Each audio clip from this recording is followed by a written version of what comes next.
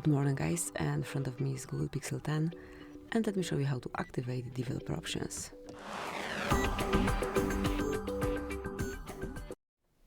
So first of all, enroll list of all apps and go to settings. Now find and select about phone, scroll all the way down, and here you've got build number.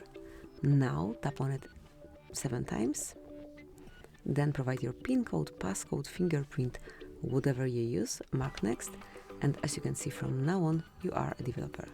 So let me go back. And now developer options are under system.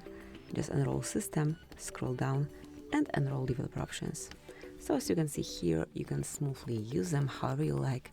Once you wish to hide them again, just unmark the stop indicator and restart your device. So that will be all. Thank you for watching. Please subscribe our channel and leave.